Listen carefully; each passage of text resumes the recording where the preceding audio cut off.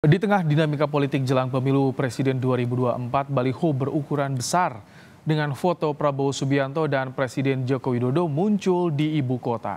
Di baliho itu juga tertulis kalimat "Menang bersama untuk Indonesia Raya". Baliho besar yang memuat foto Prabowo dan Jokowi terpasang di Kramat Pela Kebayoran Baru, Jakarta Selatan.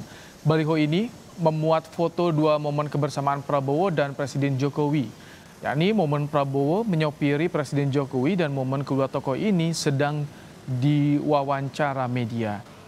Dalam foto tertulis Prabowo Subianto sebagai Menteri Pertahanan dan dalam baliho tertulis "Menang bersama untuk Indonesia Raya".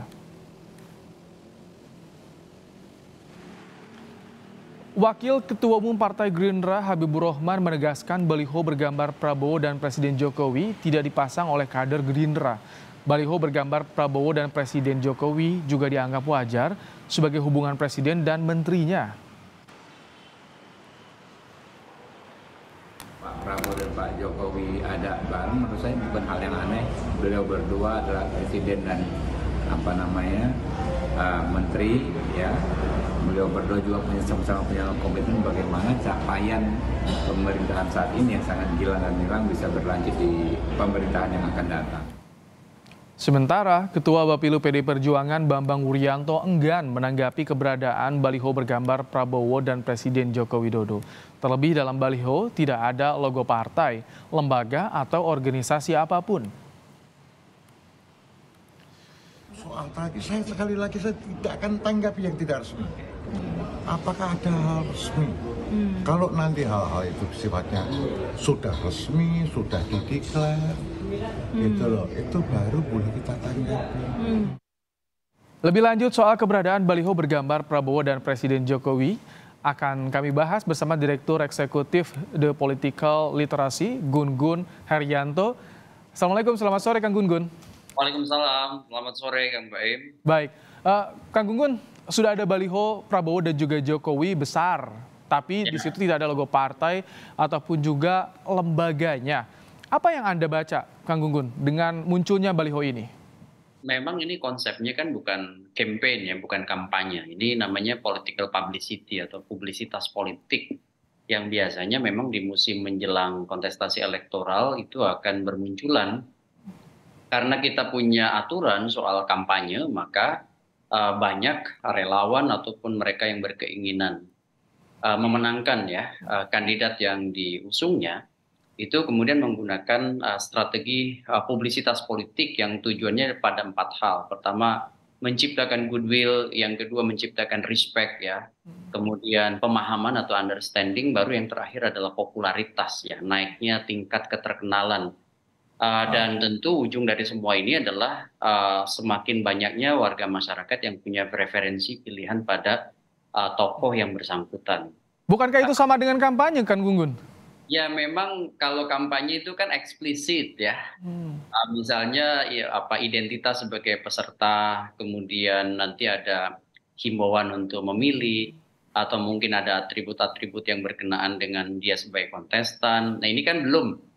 Makanya kemudian orang bisa multitafsir terkait dengan pesan ini, apakah misalnya posisi pesannya sebagai presiden dan menteri, atau menang bersamanya itu diartikan sebagai endorsement Pak Jokowi pada Capres 2024.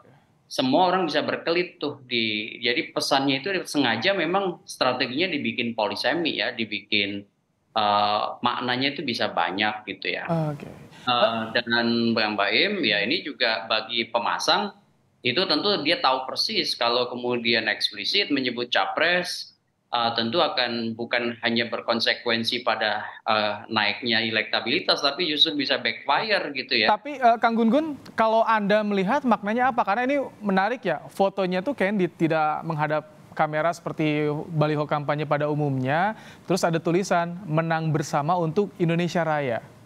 Ya itu dia, baik foto maupun kalimatnya itu kan punya intensi sebenarnya untuk memengaruhi lingkungan politik ya, tetapi dengan cara yang dibikin multitafsir ya, seolah-olah misalnya ya, ini kan posisi Pak Jokowi dan Pak Prabowo misalnya punya kedekatan hubungan begitu, Dan orang bisa menafsiri apakah bisa sebagai presiden dan menteri atau sebagai capres 2024 Pak Prabowo-nya. Nah ini kalau dijangkau oleh aturan, ya misalnya aturan KPU ini tidak akan bisa terkena aturan kampanye nih ya, sehingga kemudian hal-hal seperti ini akan semakin banyak ke depan menurut saya. Makanya kemudian harus ada proses identifikasi yang jauh lebih jeli sebenarnya dari penyelenggara pemilu untuk kemudian juga menertibkan ragam strategi terutama di ruang publik yang menggunakan area-area publik ya, supaya jauh lebih menurut saya proporsional, adil, berkeadaban begitu ya. Maksud saya begini, Pak Presiden kan tentu juga harus berdiri di atas semua golongan ya. Maksud saya kontestan Capres 2024 tentu bukan hanya Pak Prabowo, ada Pak Ganjar, mungkin juga ada sosok lain, sebut aja misalnya berpotensi nyapres itu ada juga Anies Baswedan. Posisi ini juga harus dijaga. Nah, tetapi kemudian kan akan ada Kang Baim banyak kelompok yang kemudian juga menggunakan ragam strategi ya yang kecenderungannya sulit dijangkau oleh aturan formal seperti PKPU misalnya terkait dengan kampanye. Oh iya, Kang Gunggun, jadi strateginya tadi ya, sebagai Menhan artinya tidak partai politik, tidak ada politis, kemudian juga tidak ada logo partai, tidak bisa disentuh. Ini kampanye gitu ya, seperti itu Kang Gunggun ya? Betul, nah itu yang kemudian pasti sudah dipertimbangkan oleh mereka yang memasang. Tinggal sekarang publik juga harus jauh lebih kritis sih. Contoh misalnya, sebenarnya kan kayak publisitas berbayar seperti ini kan, reklame ini publisitas berbayar ya. Itu kan sebenarnya bisa diidentifikasi siapa yang masang sebenarnya kan, karena menyangkut misalnya pajak ya kan. Kemudian juga ada perusahaan yang memiliki billboard atau. Tapi ini Kang Gunggun bakal ada pengaruh nggak pada dinamika yang ada bagi konstelasi ini? Karena kan Pak Jokowi PDIP, kader PDIP, tapi dipasang bersama dengan Prabowo yang jelas-jelas sebagai baca pres nih gitu Kang Gunggun.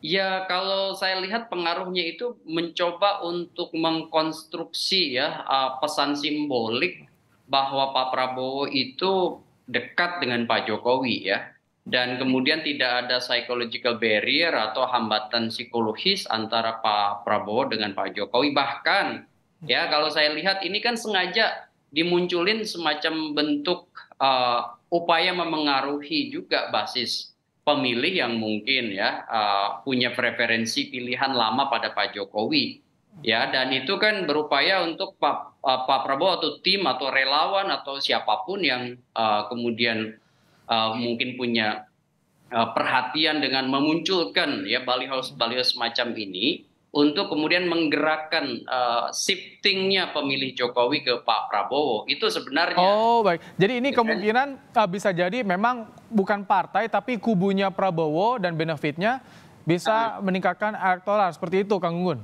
Itu di satu sisi bisa demikian, artinya itu memang ada kelompok yang berkeinginan naiknya Pak Prabowo lewat ya namanya kekuatan rujukan seorang Jokowi, supaya kemudian terbaca bahwa sebenarnya bandul politik Jokowi itu ke Pak Prabowo. Tetapi di lain hal itu juga kalau tidak hati-hati, terlalu misalnya masif, terlalu eksesif gitu, hal-hal seperti ini dilakukan, itu juga bukan justru kesan positif nanti yang muncul, tapi bisa kemudian menjadi paradoks untuk membangun citra positif. Kenapa? Karena kan seperti saya tadi sampaikan, kalau tidak dikelola dengan baik, endorsement seperti ini bisa kemudian memunculkan stigma bahwa Pak Presiden itu terlalu masuk ke dalam ya kontestasi Pilpres 2024 dengan misalnya memberi dukungan pada salah satu kandidat saja. Sehingga pasti ya orangnya Pak Prabowo misalnya di Partai Gerindra seperti Mas Habibur Rahman tadi kan berkelit tuh ya. Jadi ada semacam komunikasi yang dibikin ngambang, yaitu bisa dilakukan oleh siapa saja ya kan, dan proses seperti ini menurut saya akan kemudian dijaga, dimitigasi kemudian potensi-potensi untuk kemudian buruknya citra negatif yang muncul dari macam-macam dari ragam pesan yang kemudian sekarang mulai bermunculan dengan melakukan politik. Ini bakal makin banyak strategi seperti ini kan Anda lihat ke depan, singkat saja.